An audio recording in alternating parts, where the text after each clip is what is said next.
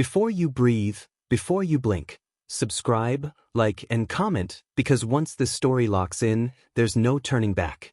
The sirens cut through the California night as the patrol car skidded to a halt outside the eastern wall of Folsom State Prison.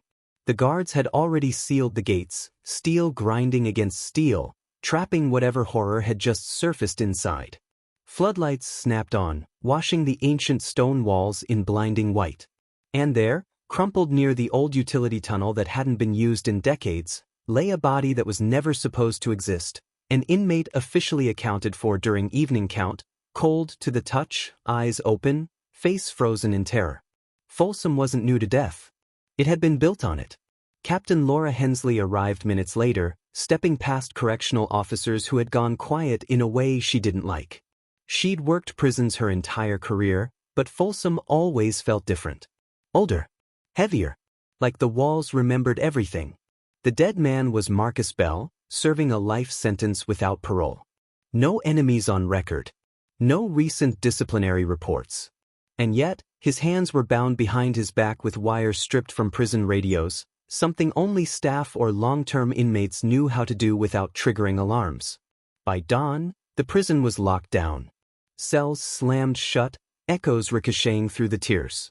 Inmates shouted questions no one answered. Folsom had once been known for chain gangs and brutal discipline, where punishment wasn't just policy, it was identity. Johnny Cash had sung here, but the music had never softened the place. It only hid the noise. Hensley walked the tiers with Warden Paul Rourke, a man who spoke about reform like it was a finished project instead of an ongoing battle. He insisted the prison had changed. Fewer beatings. More oversight. Cameras everywhere. But cameras hadn't seen Bell die. The first clue came from an unexpected place.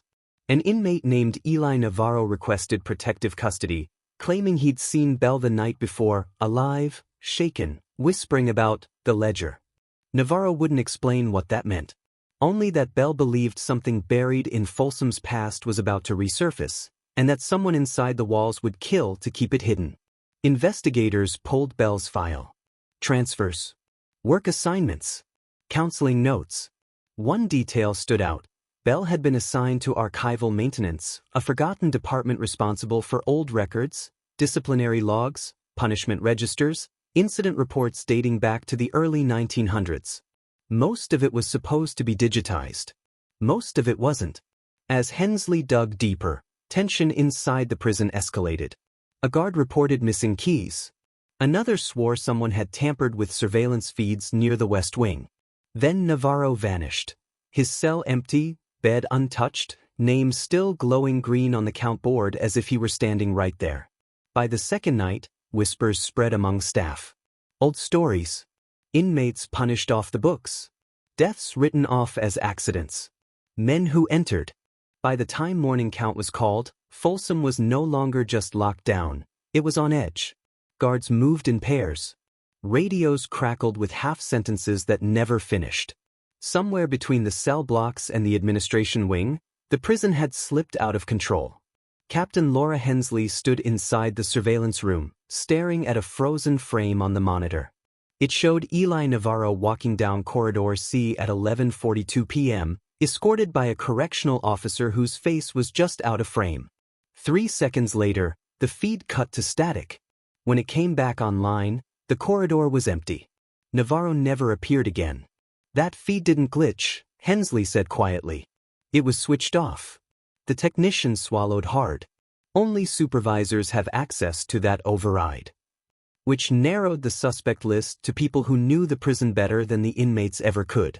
As search teams tore through storage rooms and in used workshops, Hensley followed a different trail, Marcus Bell's last days. She requested the physical archives Bell had been assigned to catalog. What arrived was a stack of dust-covered boxes tied with faded twine, untouched for decades. Inside were handwritten logs detailing punishments from Folsom's earliest years, solitary confinement measured in months, not days, work details that led to fatal exhaustion, disciplinary actions that ended with the word, resolved, and no further explanation. Then she found the ledger. It was thinner than expected, its pages yellowed and brittle. Names filled the columns, dozens of them, followed by dates, cell numbers, and a single red mark in the final column. Bell's handwriting appeared in the margins, recent and frantic. Unreported, he'd written again and again. Deaths falsified. And then, on the last page, a note that made Hensley's chest tighten. Still happening. Before she could process it, alarms blared from the West Wing. Officers sprinted toward the noise, boots pounding concrete. Hensley followed, heart racing, until they reached an unused shower block sealed since the 1970s. The door, supposedly welded shut, hung ajar. Inside, the smell hit first: stale water, rust, and something unmistakably human. Navarro lay slumped against a tiled wall, alive but barely conscious, wrists bound, mouth taped shut. His eyes snapped open when Hensley knelt beside him, terror flooding his face. "They found it," he whispered once the tape was removed. "Bell showed me. The ledger proves it. They're still covering it up." "Who is they?" Hensley pressed. Navarro shook his head violently. "Not inmates. Generations of them. Folsom cleans its own mess." Before he could say more, a gunshot echoed down the corridor. Chaos erupted. Officers dove for cover as a second shot shattered a light fixture overhead. Hensley pulled Navarro behind a concrete pillar, shouting into her radio. The shooter vanished into the maze of service tunnels beneath the prison, tunnels that predated modern blueprints. A lockdown order thundered through the loudspeakers.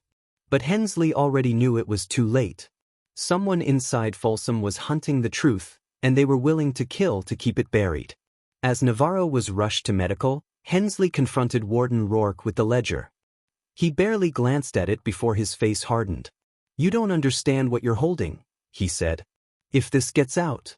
"People died," Hensley snapped. "And someone is still making sure it stays quiet." Rourke leaned closer, voice dropping. "Folsom survived because of silence. Break it, and you won't just bring down a prison. You'll bring down everyone tied to it, including yourself." That night, as Hensley returned to her car, she found a single page from the ledger tucked under her windshield wiper. One name was circled in red. Her own. Captain Laura Hensley didn't sleep that night. The circled name burned in her mind like a verdict already passed. By sunrise, she knew one thing for certain: Folsom wasn't just protecting its past. It was selecting its next sacrifice. She returned before dawn, badge tucked beneath her jacket, moving through the outer gate as guards nodded her through out of habit rather than trust. Navarro was supposed to be under medical watch, but when Hensley reached the infirmary, the bed was empty. Sheet stripped. Monitor unplugged. A nurse whispered that an emergency transfer order had come through hours earlier, signed electronically by the warden himself. Hensley headed straight for Rourke's office. The door was open. The room was wrecked. Drawers yanked out, filing cabinets overturned, papers scattered like leaves after a storm. And in the center of it all, slumped against the desk, was Paul Rourke, alive, but shaking, blood trickling from a cut above his eye. "They're done with me," he muttered when he saw her. "Just like the others." Rourke finally talked. The ledger wasn't just history. It was a living system. For over a century, certain inmates, violent, uncontrollable, inconvenient, had been removed quietly under the guise of accidents or medical failures. The names were logged, the deaths buried, and the cycle continued. Not by one man, but by a chain of wardens, supervisors, and senior officers who believed Folsom's order depended on fear. "And Bell?" Hensley asked. Rourke swallowed. "He found the pattern. He planned to leak it." Before Hensley could respond, a lockdown alert blared, manual override. The kind only someone inside command could trigger. Gunfire erupted again, closer this time. Hensley dragged Rourke into the corridor as officers scattered. Smoke filled the air from a fire set deliberately in the West Wing. The prison had become a maze of panic and shadows. Over the radio came a chilling message, distorted but clear enough. "The ledger ends tonight." They tracked the signal to the old execution wing, closed since the gas chamber was decommissioned. Inside, surrounded by cracked tiles and rusted restraints, stood Deputy Supervisor Alan Crane, a 30-year veteran, a man who trained half the staff on duty. Navarro was kneeling in front of him, bruised and bleeding. Crane smiled when he saw Hensley. "You were never meant to be on that list," he said calmly. "You earned your place." Hensley raised her weapon, hands steady despite the chaos screaming inside her chest. "This ends now." Crane laughed softly. "It already did. The records are gone. The backups too. One fire, one tunnel collapse, and Folsom keeps breathing." He reached for his gun. The shot echoed like a cannon. Crane fell backward, blood spreading across the floor.